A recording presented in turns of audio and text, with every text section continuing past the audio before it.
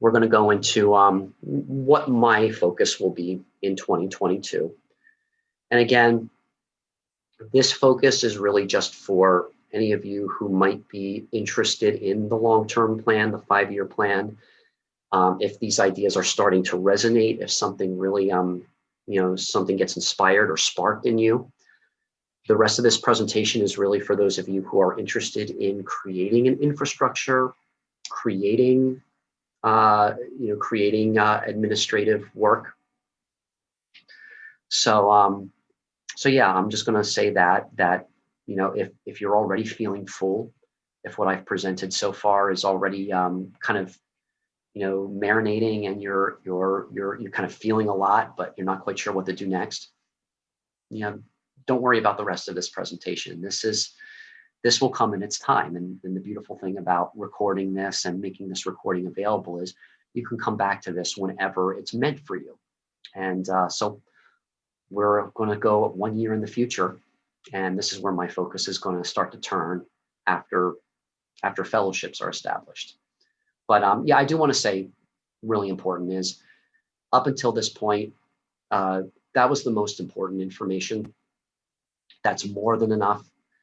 We're going to go 1 year in the future now. And for those of you who have been with this material for a little bit, this is where you start to take more of the tangible steps towards creating a regenerative economy.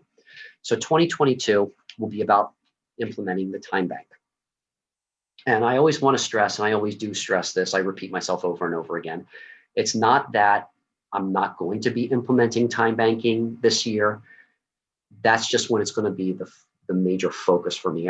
Because again, I think if fellowship is established, you've got something. If you don't have fellowship, you've got nothing. So time banking, my time bank that I am creating and giving away, does not really have any meaning unless there's fellowship. So let's talk a little bit about the nuts and bolts of time banking. So first of all, how do you get involved? How do you get involved with the time bank? So let me get out of this for a moment and I'll show you a few things. So please, if you are interested in joining our time bank today, go to karmicmargincall.com. And the first thing you'll see, when that gets pulled up, is our logo. And this is from my Road Counselor blog. So the Karmic Margin Call page is on the Road Counselor blog. You're on the right place. So you see this here, and then you see this all in big, bold font. Click here to fill out an application. So that will take you directly to the page where you can provide your basic information and 2 references, which is down here. Yes, 2 personal references. So if you're coming into contact with this material for the first time, just put down 2 references of people that you do trust and that you are interested in exploring this content with them. So that is my request for the personal references there. If you know me or if you already know a member of the time bank, the first reference should be from someone who's already a member of the time bank and already a contributing member. And the second one should be of someone that you're interested in sharing your fellowship ideas or sharing your ideas with, someone that you trust and someone that you're building a partnership with. So those are just some general guidelines, certainly not set in stone, but that is how you become a member of our time bank. And then once you're there, I'll show you, this is after the login information. So I've been recording, wow, it's already been 1 hour and 20 minutes. So this is going to be probably a 2-hour presentation. So what I'm going to do is I'm going to log in to ourworld.com, or I'm sorry, ourworld.org. And I'm going to go into my member account, not my admin account. So karmicmargincall.com, I'm putting my password and my screen is right in front of me here. There we go. So what I'm doing here is just a brief demonstration of how to log the hours. And, you know, it is very easy. And I encourage anyone to just play around. There's so many categories listed in here on how to log your hours that, you know, just play around a little bit. You can create fellowship groups. You can create activity groups in here. Um, so yeah, so I'm going in here. I'm just going to click on hours. And this is a presentation. I'm just going to put this in as a presentation or as an education opportunity. But I'm going to say I'm providing the service to the time bank by creating this recording. Today's date is January 17th. Right now, it is being offered to the Karmic Margin Call Project. It's 2 hours. I'm pretty sure it'll be 2 hours by the time I'm done because I started at 5:55. Yeah, so we're already at an hour and 20 minutes. I'm planning on going for another 20 minutes or so. And I've also set up my green screen and all of that. So I'm gonna claim 2 hours for that. Margin call project. And here you can select the category. All the categories come up. Let's see, so you got arts and crafts, auto. So there's all kinds of services on here. Pretty much any service under the sun is under here. So, you know, as long as you're not being paid for the service hours, all of this is fair game in claiming hours. And within the Karmic Margin Call Project, if you're a contributing member, you know, you can participate in the equal partnership economy. So yeah, look at all this: writing, research, spirituality, philosophy. I'm acting like I'm seeing this for the first time, but I do feel like I'm seeing it for the first time every time I do this. Yeah, so I mean, I think what I'm doing right now is classes, lessons, tutoring. That's kind of what I consider what I'm doing. So, and then there's the subcategories. So I'm going to say this recording is, let's see here, meditation. Not quite a meditation.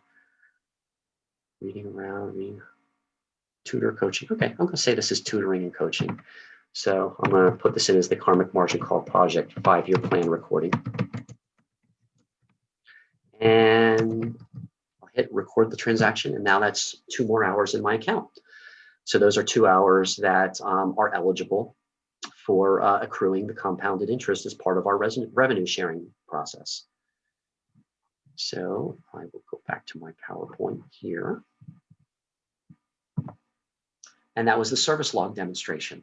Again, I'm just doing this to you know, put a little more activity to it. I encourage you to become a time bank member, to start playing around with the software, because that really is where you will start to make a difference, taking out of the extractive economy and putting it back into the regenerative economy. So the focus on time bank implementation will be the establishment of one-on-one relationships. So we do orientations to help people navigate the software. And I think that's best done on a one-on-one basis. Some of the feedback I've received as a board member of the Phoenixville Time Bank is that some of the younger members who are a little bit more technologically savvy, you know, they don't need somebody to walk them through the software for an hour. They just want to play and really, you know, just really search for themselves. So that's okay. You know, some of the members who are more mature, you know, they do need that support. So I think the one-on-one relationship is very essential in that time bank implementation phase. So as we go into 2022, I'm going to be creating more material around the one-on-one relationship and with working with the software. At that point, regional metrics will start to emerge. At the moment, we have members in the UK. We're talking to people in Canada, in Africa, Australia. So we're talking to people all over the world.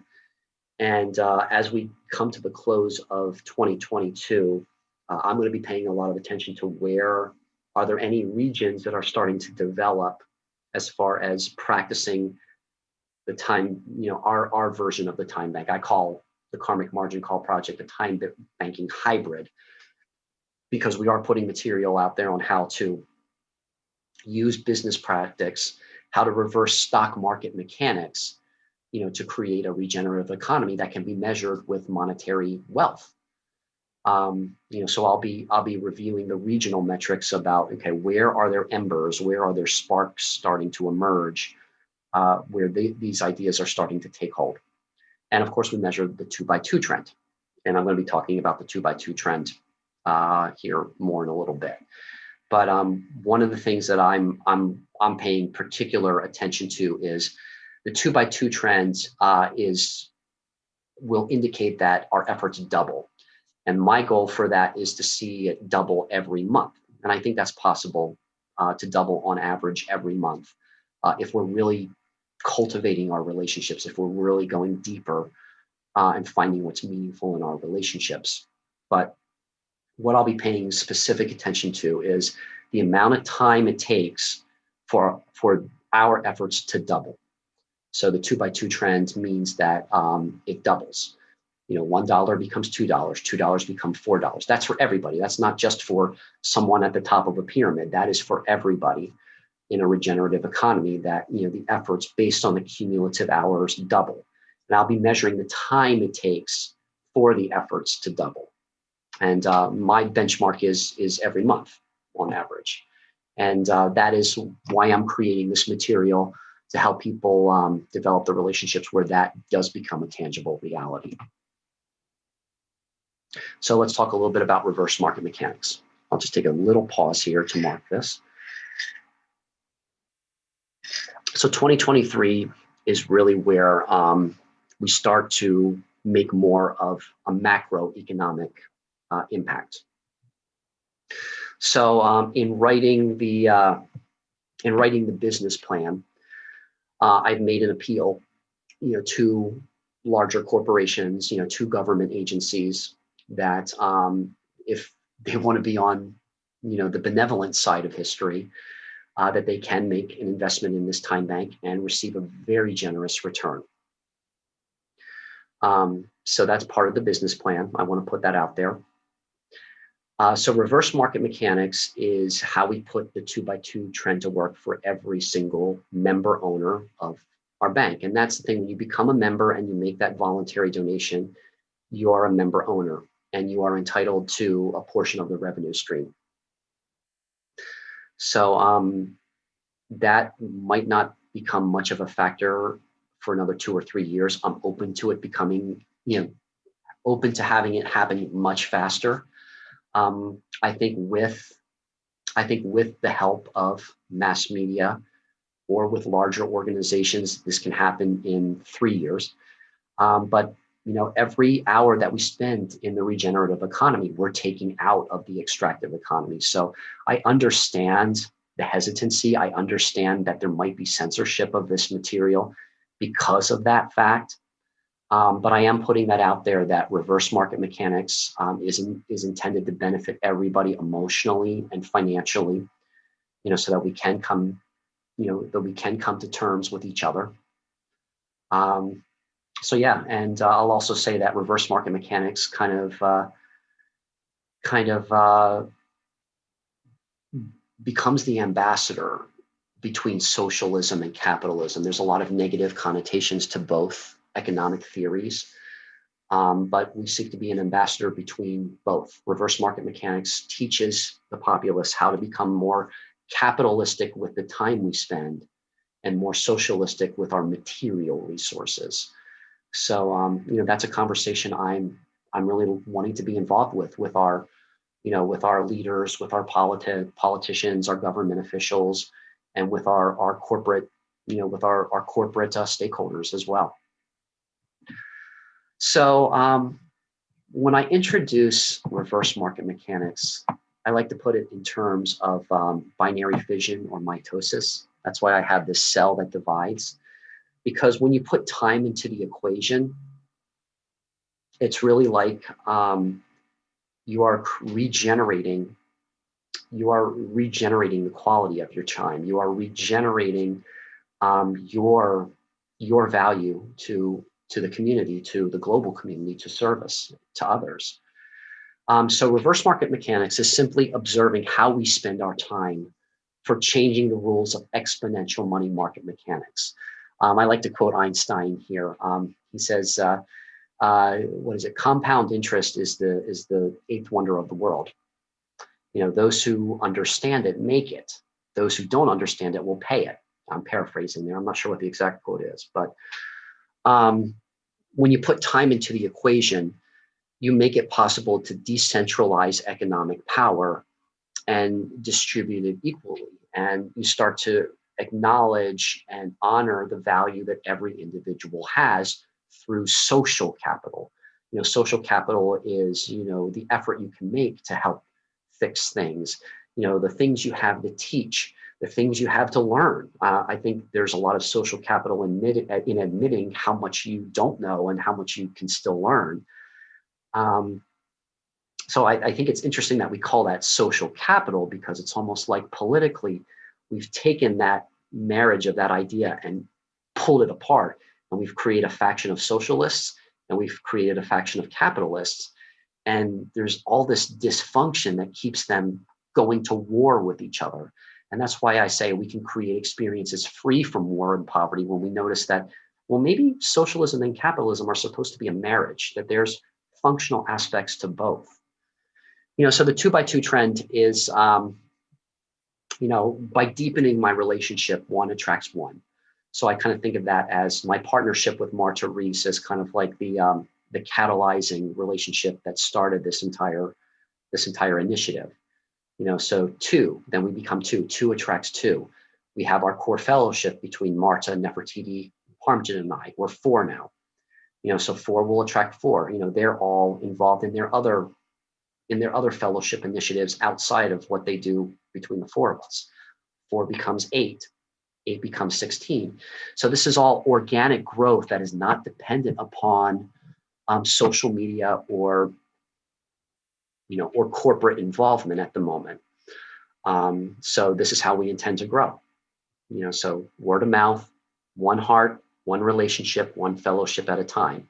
So this pattern only needs to repeat itself 20 times to create 1.048 million new experiences within the regenerative economy. So those are the experiences, those are the hours we're taking out of the extractive economy and putting it into the regenerative economy. And if that 2x2 trend continues to double at a predictable rate, then we're looking at $1 million return for every single member owner within 2 years. And we're looking at a reversal of the extractive economy probably within 10 years.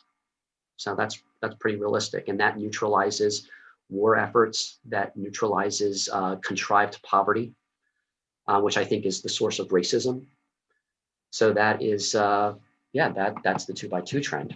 And I love telling this story. I found this post on Facebook, which I really think really epitomizes this idea behind reverse market mechanics and the 2x2 trend.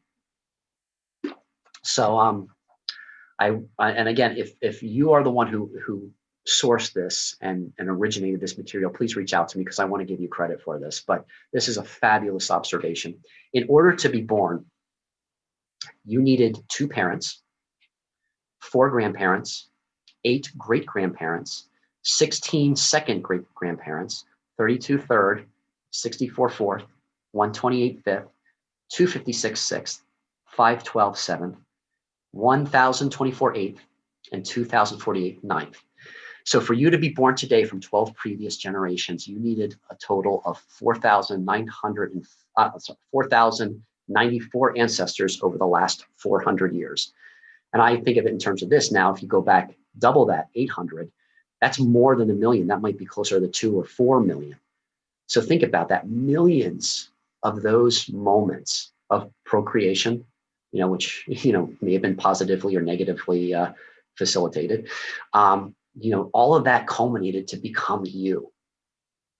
And, think of that for a moment. How many struggles, how many battles, how many difficulties, how much sadness, how much happiness, how many love stories, how many expressions of hope for the future did your ancestors have to undergo for you to exist in this present moment? Take a moment and just take that in, all of those millions and millions of moments over history culminated in you being you. That's mind-blowing to me. And what we do in reverse market mechanics is that we observe that phenomenon with every hour that we spend in service to others or receiving service from others. And that's the basis of decentralizing economic power.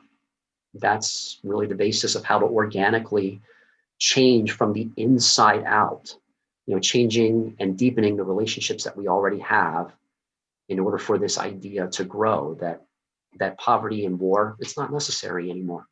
It's not necessary. If you found peace within yourself and you can share that peace with just one person, and if you can share, if you can share that experience with two people consistently, that's how you can take responsibility for changing the world, for changing your experience of the world.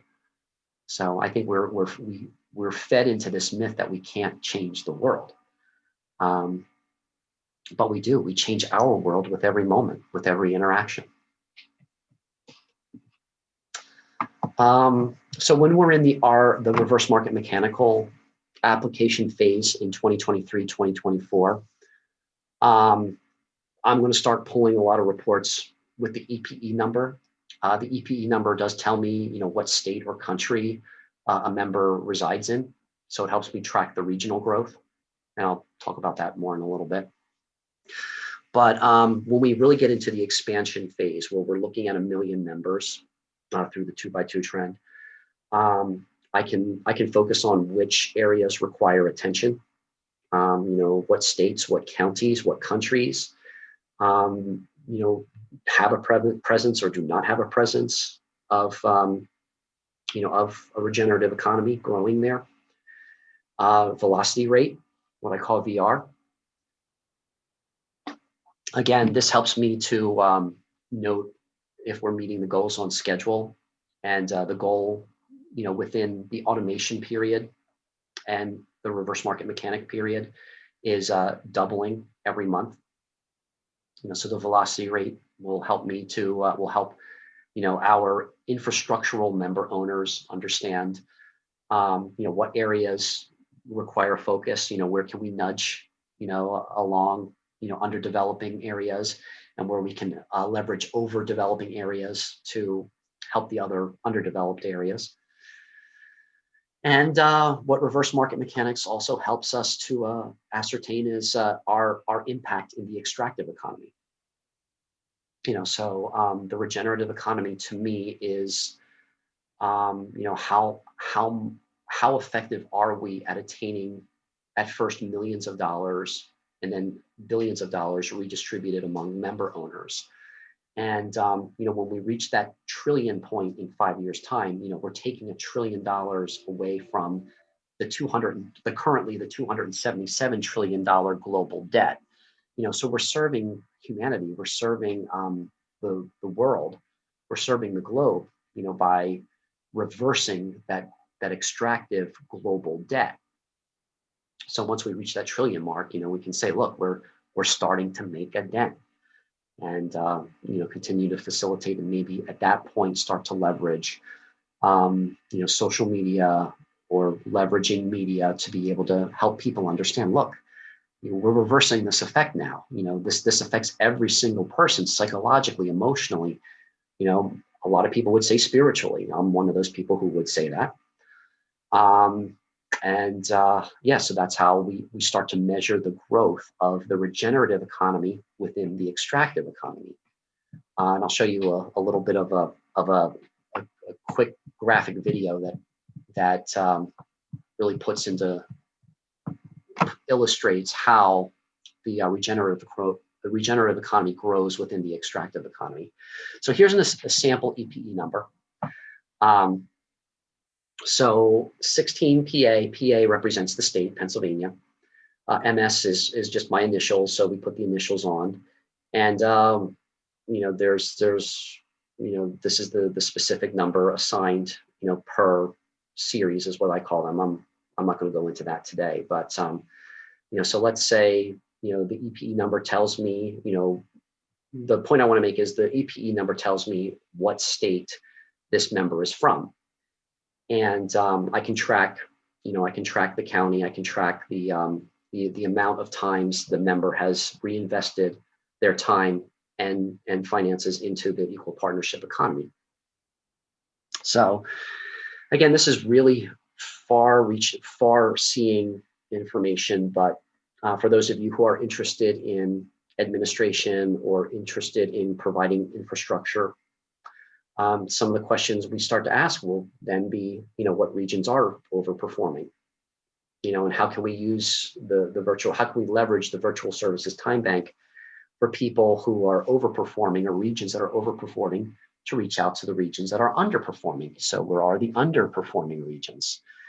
One of the things I like to look at is, what is the poverty rate for over and underperforming regions?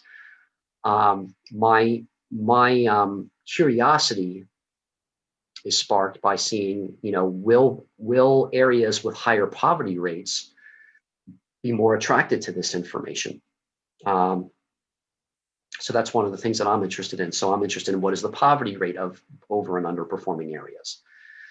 Are there organizations like the nonprofits, other time banks, Transition Town, any other charitable or humanitarian efforts that might be interested in exploring this work, especially in underperforming regions?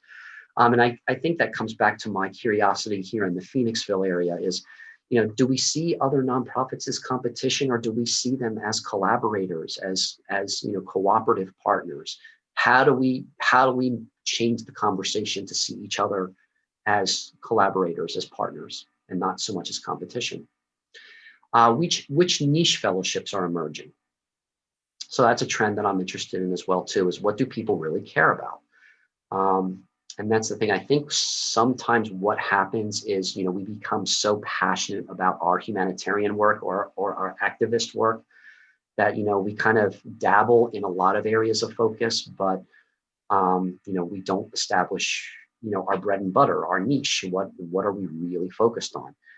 For me, my niche is establishing, economic development, developing people economically from the inside out. So that's my niche, and that's what this whole presentation really is about, and why it's confusing for some people but resonates with others is because, we're getting into a specific area of focus for me as we look down the road 4 to 5 years. So then we look at the region. Well, are there established regional fellowships in underperforming areas? Is there a Phoenixville time bank? Is there a Phoenixville fellowship about a fellowship? Is there, a Toronto, is there a Toronto time bank, or is there a South African, niche fellowship about contrived poverty or whatever?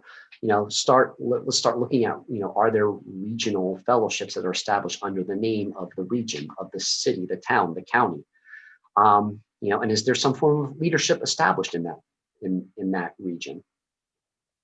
So right now, it's kind of like, is there leadership formed? I use Phoenixville as the example, and the answer is yes, there is leadership, and that's what we're doing, is we're reaching out to that leadership in the regional area. How evenly are the service hours dispersed between member owners? That's big as well too. So we look at,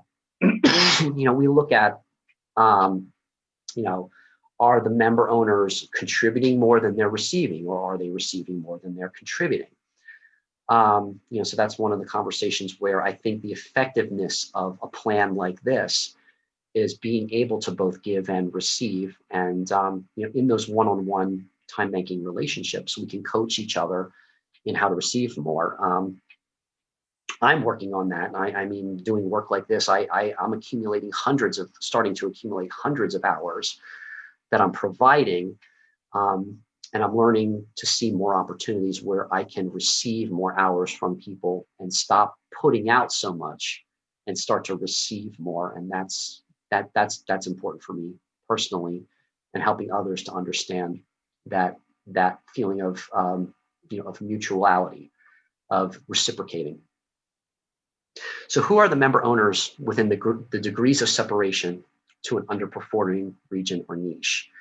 Yeah, and so this is really my heady stuff, but kind of looking at the connections, it's like, you go, okay, well, I see, Phoenix, Arizona is underdeveloped at the moment. So, okay, so who is in Arizona right now? Okay, so who are they connected to, and who are they connected to, and who are they connected to, and how does that connect back to me? Is there a potential fellowship emerging there to help us support, the Arizona chapter of this initiative? So, so those are just some of the things I'm thinking way into the future that's, I'm just kind of planting the seeds now, but, really gets into the possibility of how to develop this. And I'm feeling excited about it. So, would this reveal a potential fellowship to increase velocity rate? So yeah, if we want to increase the velocity rate in a specific region, right now I'm using Phoenix, Arizona as the example. We can explore, what are the connections that are already there, to start the conversation in that region. So on the business plan, page 26 has all kinds of exploratory questions if you want to help with the infrastructure and develop a regional fellowship. All right. So this is the last part, and this is where I just kind of show my little video. But by 2024, 2025, we do, and this is what this is really comes down to is, how close are we to generating the $1 trillion in revenue? Because if the 2x2 trend is established, if we can establish, a consistent time frame of how this effort doubles itself, then we can predict a balance between a regenerative and an extractive economy. And that's where you're going to start to see real global shifts happen internally. You can start to, you start to see the more equitable exchanges of people and cultures and nations and, things happening on the macroeconomic level, where we live in the more benevolent society, I believe. So within 5 years, if we're falling short or if we're over the 1 trillion in revenues and we can predict the consistency of how long it takes to double this effort, we can start to predict when a regenerative economy will thrive in our world.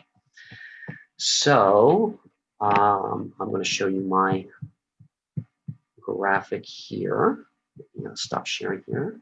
And then we'll go back to my road counselor page for the graphic, but I'm just going to talk through what it looks like, what it looks like for a regenerative economy to emerge out of an extractive economy. So we'll share my screen here. Okay, let's go back to the internet. So this is, again, from my Rogue Counselor blog page. And this is an article that I call the 3 elements of socioeconomic equality. Those are the 3 pillars we talked about. But here's my little graphic video here that I made. So I want you to imagine what we currently are living in is an extractive economy, dysfunctional relationships, hierarchy, and that's represented by a pyramid where all the power is up at the top and all of the debt and dysfunction trickles down. But within that pyramid, there is a spark. And that's just the first hour that is spent in a regenerative economy. And I put my little graphic of the universe in there, just showing that it can be anybody. Everybody is the spark. And then there's 2 partners, Nefertiti and Marta, where we spend 1 hour in fellowship. 2 hours becomes 4 hours. 4 hours becomes 8 hours. 8 hours becomes 16. 16 becomes 32. 32 becomes 64, and so on and so forth. And all of a sudden, you've got this regenerating cell that is sparking new cells that regenerate. And so the efforts are doubled and they expand out through the 2x2 trend. And all of a sudden, you've got this organism growing within the extractive economy. And this happens, at any point in the world. Any connection that you make virtually begins a new hour within the regenerative economy, and they're expanding and they're growing.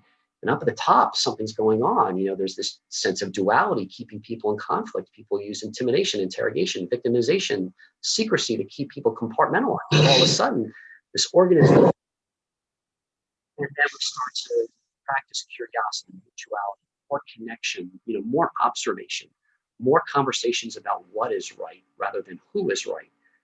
And all of a sudden the blurriness, duality kind of blurs away and we become one with each other. And you can see some of the things I also watch, John Lennon and Rocky and all that fun stuff. So that's it. That's the presentation. That's the 5-year plan. And I'm coming up on an hour and 50 minutes that I've been sitting here in front of my computer doing this. So, wow, let me take a breath. Let me take a breath. Thank you for listening to me. Thank you for joining me today and listening to this, this presentation. I'm going to be doing it again, probably in a couple weeks. And I just want to kind of end by saying I thoroughly enjoyed this. I appreciate it if you hung in with me for that long, for close to 2 hours. And if you have any questions whatsoever, please feel free to email me anytime at admin@karmicmargincall.com. And like I said, I'm a little bit, I'm feeling it. I'm feeling pretty full and I'm feeling good. And I'm going to go appreciate my family and my home now and kind of just take all this in and be a little more introspective. So appreciation to you. My sincerest thanks for listening. And I truly hope that I'll get to know you and get to know more about, what you're creating in this world, and, developing this fellowship, either if it's a personal fellowship or one, where we have common people, in our lives that we share fellowship with. That being said, thank you.